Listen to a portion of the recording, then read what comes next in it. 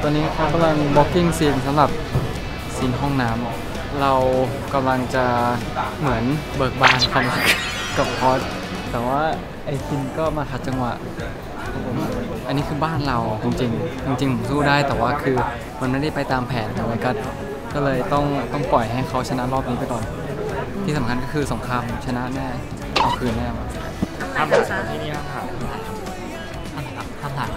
บอกว่าห้ามถ่ายบอกห้ามถ่ายไงครับยิงก็ดีมั้งจะหมดแล้วสิ่งความดีตอนนี้ขอแค่มีเพียงเรามีเพียงไว้ใจมีเพียงไว้ใจแค่ความไว้ใจไม่ว่าเรื่องใดจะผ่านดีกันและกันไม่มีข้างกลางใจมันพร้อมวางใครจะขวางทางพร้อมจะไป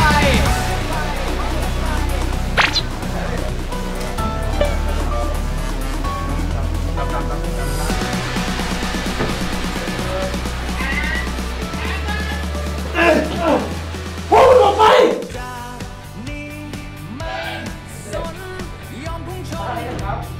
ความน่ากลัวอันตรายจะพิงหลังชนทนไว้เพราะว่าใจเราไม่กลัวเมื่อได้เจอได้รู้ว่ายังมีคนที่ใช้หัวใจเปิดใจฉันอีกทีแม้โลกทั้งใบจะหมดแล้วซึ่งความดีตอนนี้ขอแค่มีเพียงเรามีเพียงไว้ใจมีเพียงไว้ใจ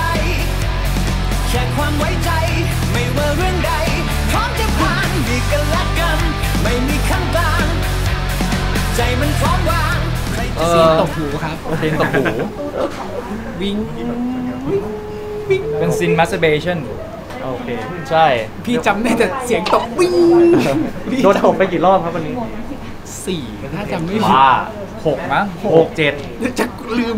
คือตบเต็มที่ทุกดอกใช่ป่ะเต็มที่ทุกดอกไม่มีกั๊กเลยเพื่อความเรียวเราก็รับแอคแบบวิ่งแล้วทุกครั้งที่ตบอ่ะโปรมองหน้าแล้วจังหวะเนี้ยไม่ระวังแล้วตบแม่งเถอะแล้วไม่รู้สึกไงครับโกรธไหมโกรธก็คือโกรธแหละเพราะว่าคืออยากให้รู้สึกจริงไงเพราะว่าพอตบเสร็จปั๊บแววตาเขาเปลี่ยนแล้วมันก็ส่งความรู้สึกส่งวิธีการคิดอะมาถึงตัวละครนี้ส่ง energy มาจริงๆเราก็ส่งกลับไม่ได้เปลี่ยนเพราะว่ารักสงสารหรือรู้สึกผิดนะเปลี่ยนเพราะมึนเล่นซีนนี้ไปยากไหมก็จริงๆยากตั้งแต่ถ่ายมานี้น่าจะยากสุดสำหรับผมนะยากเพราะผมว่าเซ็กซีนเลิฟซีนที่มันเป็นเซ็กเนี่ยมันมีบล็อกกิ้งมันมีอารมณ์ร่วมมันมีเรื่องความเสื่อมภาพอะไรรวมถึงมันมีวอลที่แทรกมาอย่างเงี้ยครับนั่นแหละมันแล้วอีกอย่างคือให้มันทั้งก้อนได้มันยากวันนี้ทำได้ดีมากเพราะว่าอะไรครับคู่เล่นดีด้วยแล้วก็ทีมงานโอเคทีมงานช่วยได้เยอะรวมถึงถุงเท้าคู่ใจ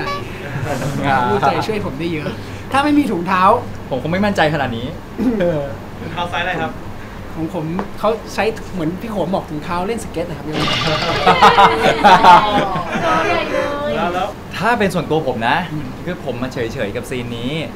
เพราะคือผมไม่ได้รู้สึกว่าซีนไหนมันยากง่ายถ้าเป็นในมุมมองผมนะผมรู้สึกว่ามันเป็นสิ่งที่ตัวละครมันทำอ่ะ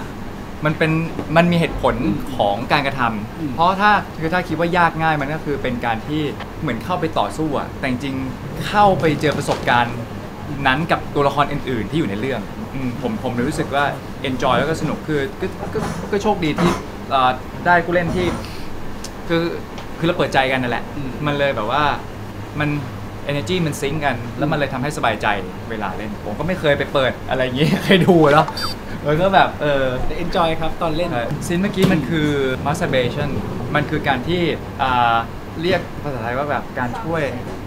ยกันและกันการช่วยกันและกันจริงๆแล้วเราการบอกรักกันมันคือการบอกรักวิธีหนึ่งจริงๆแล้วอ่ะคือผมเกริ่นก่อนว่าซีนนี้มันคือการที่แบบตัวละครหนึ่งอ่ะเข้าใจผิดอีกตัวละครหนึ่งแล้วทีเนี้ยไอ้ตัวละครนี้ก็รู้สึกว่าเฮ้ยยูไม่ไว้ใจฉันเลย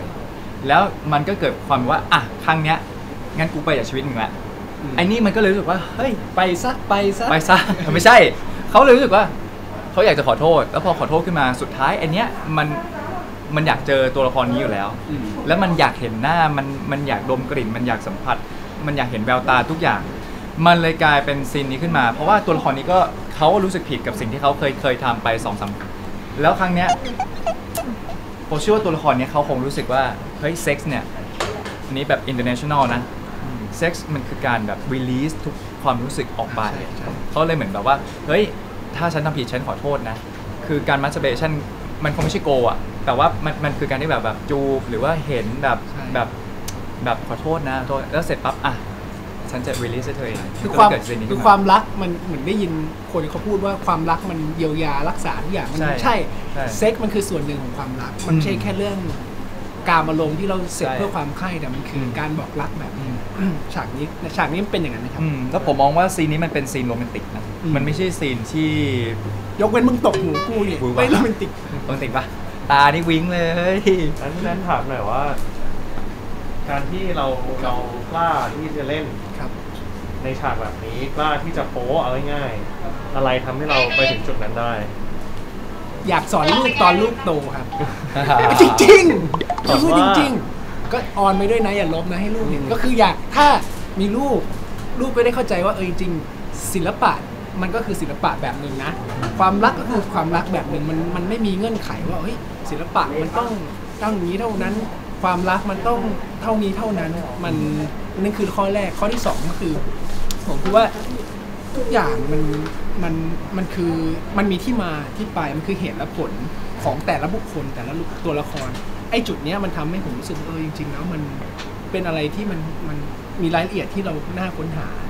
ครับสำหรับผมโอ้ครับถ้าของผมเนี่ยผมไม่ได้รู้สึกมันคือเรื่องใหญ่อะไรกับซีนนี้เพราะว่ามันเป็นสิ่งที่ตัวละครมันดำเนินไปอยู่แล้วมันคือการให้ความรู้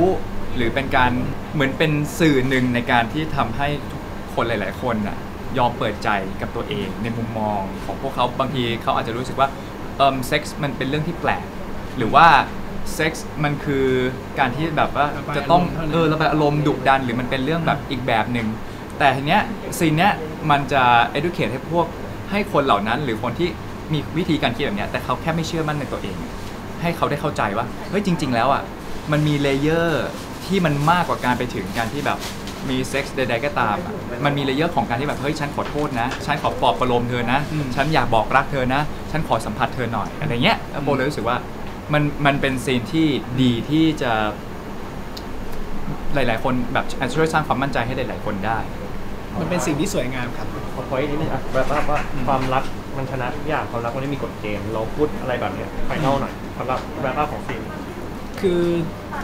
ส่วนตัวผมคิดว่าความรักมันเป็นสิ่งที่สวยงามแล้วมันช่วยให้ทุกอย่างมันดีขึ้น